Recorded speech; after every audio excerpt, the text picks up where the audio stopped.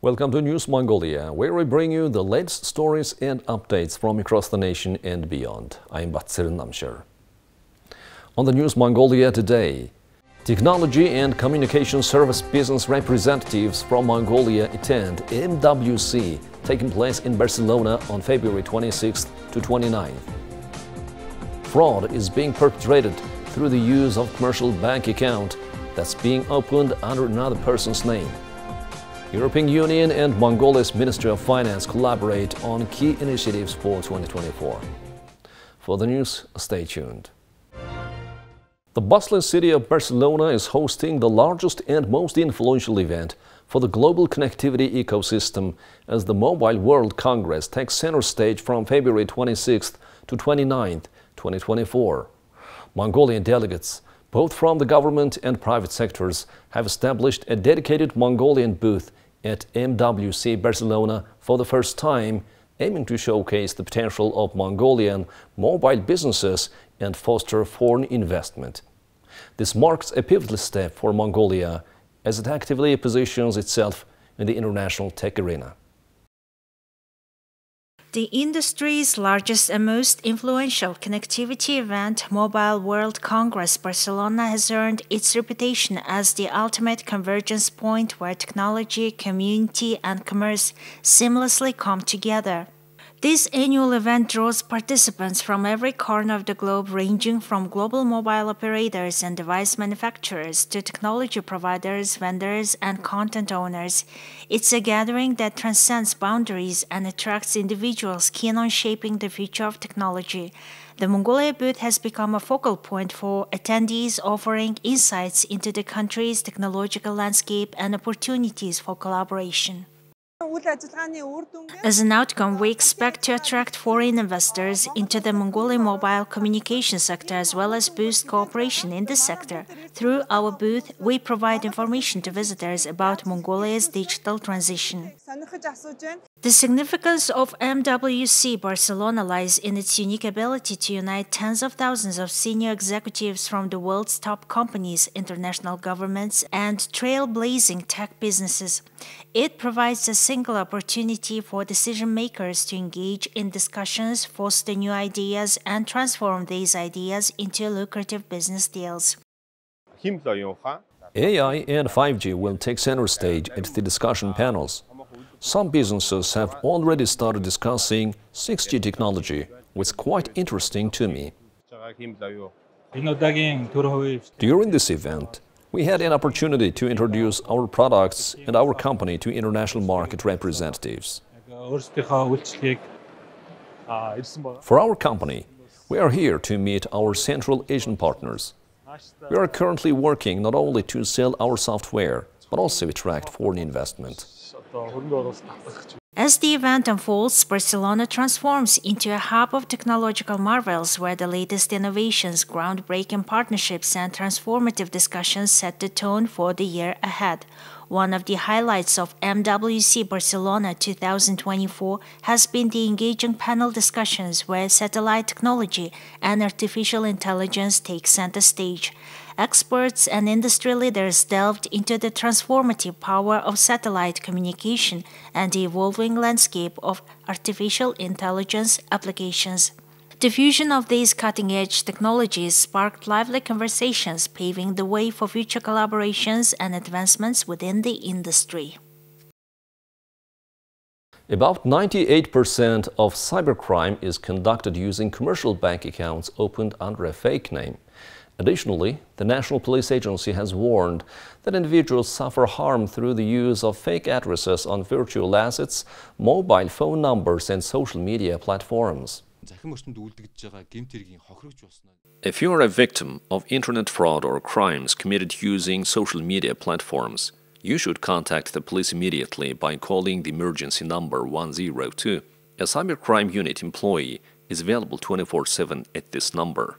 Upon your call, the employee will liaise with bank staff to halt any further transactions and movement within the bank promptly, while also ensuring that the citizens' losses are refunded.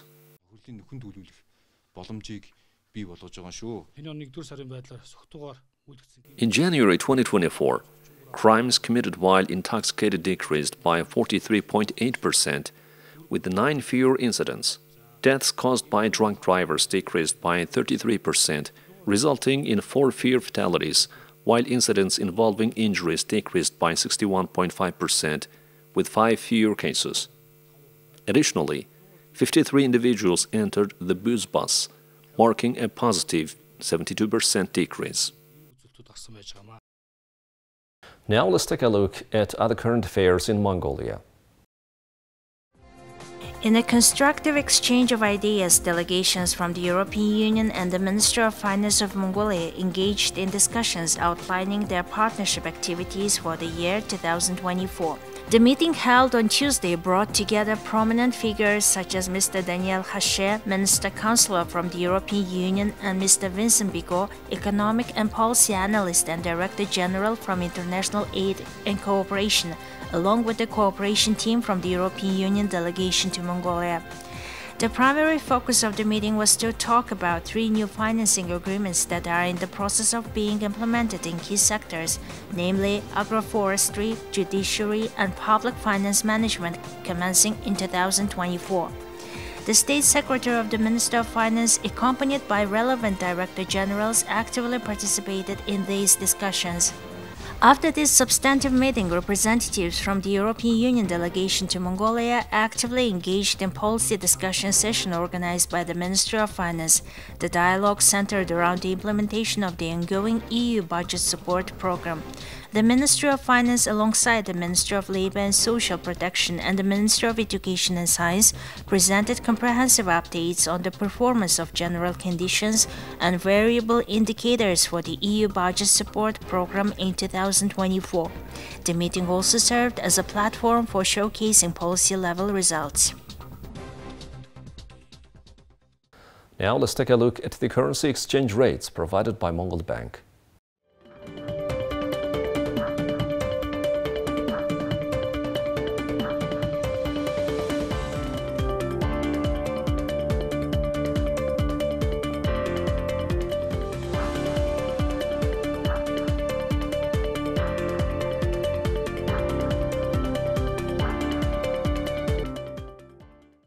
Now let's take a look at international news from our partner agencies.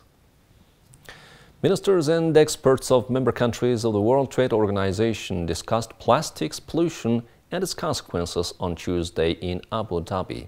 Barbados Foreign Minister Carrie Symonds called for ocean preservation not just for marine life, but for the people living in vulnerable areas. 8:30 with another press briefing, and I want. This is a critical discussion for Barbados, as it would be, I would imagine, for all small island developing states. And the reason why it is a critical discussion for us should be clear. We are ocean-based economies. We, for the most part, rely very heavily on tourism and maritime recreation. There is a need, therefore, to preserve the marine habitat.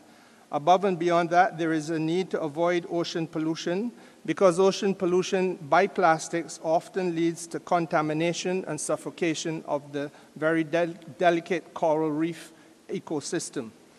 Beyond that, there is the danger which is consequently caused upon the death or destruction of the coral reefs and that ecosystem, the destruction of low-lying coastal communities, and the reduction of the ability of persons who live in those areas to have a sustainable livelihood.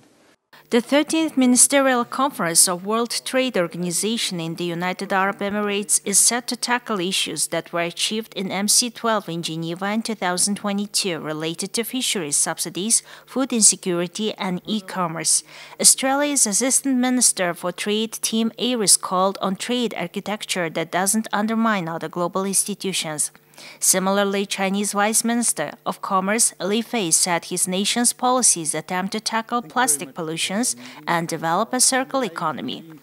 That what is emerging as a trend, a very healthy development at the WTO, is making sure that our trade architecture supports our global environmental imperatives, and that our trade work here and the trade architecture that we design doesn't undermine the work of the other global institutions, particularly the environmental institutions, at fixing up our oceans and fixing up our environment. And you can see that discussion going on in terms of not just in plastics, but it's happening in climate and emissions, and it's also happening notably at this conference in terms of fisheries. DVP should continue to follow the principles of inclusiveness, transparency, balance, and pragmatism, strengthen coordination with other international processes, and strike a balance between environment, development, and trade. In particular, we need to focus on ways to address the concerns of developing members, step up technical assistance to them, and stay alert to the practice of trade protectionism under the pretext of environmental protection. With a strong commitment to environmental protection, China has launched policies and measures to tackle plastics pollution and develop a circular economy. During the four-day conference, the WTO's member nations will discuss a deal to ban subsidies that contribute to overfishing, extending a pause on taxes on digital media such as movies and video games, and agricultural issues. Dutch Prime Minister Mark Rutte said on Monday that the Netherlands had decided to contribute a Czech initiative to buy ammunition and shells for Ukraine. Rutte made the announcement after a meeting of 20 European heads of state and other Western officials in Paris as Russia's full-scale invasion of Ukraine grinds into a third year.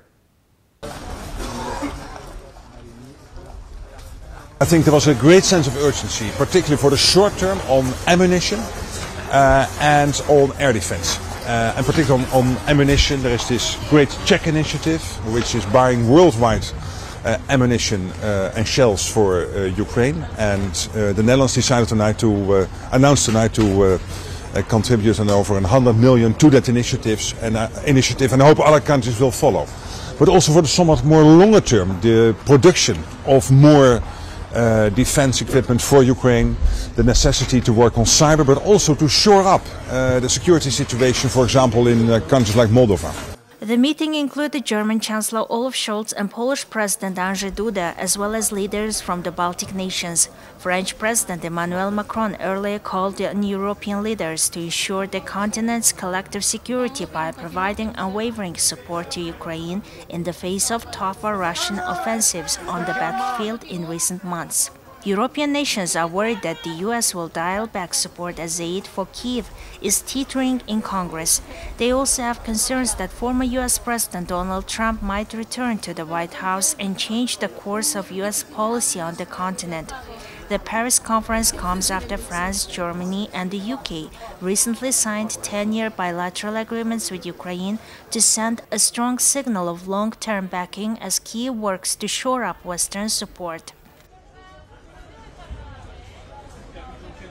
Cambodia's Prime Minister Hun Manet arrived in Malaysia and was greeted by Prime Minister Anwar Ibrahim at his office in Putrajaya on Tuesday. Hun Manet received a state welcome before heading to a meeting with Anwar.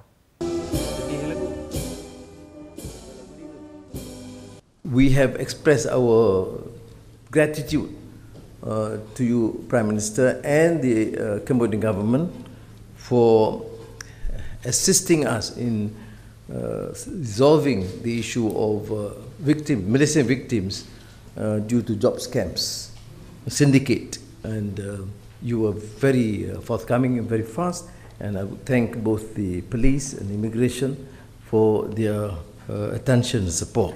Cambodia welcomed Malaysia's decision to host and to start discussions on our joint commission for bilateral cooperation, which hopefully to take place very soon, before mid of this year, in order to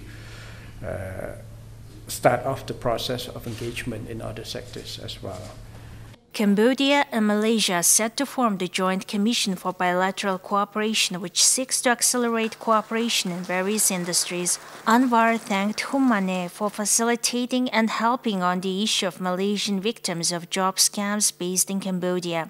In 2023, Cambodia ranked as Malaysia's 9th largest trading partner in the region. The Cambodian leader is on a one-day visit to Malaysia and is scheduled to visit Indonesia next. Hun Manet is the son of Cambodia's former Prime Minister Hun Sen. Well, that's all for today. Thank you for staying with us. We'll see you tomorrow with more news and updates. Goodbye.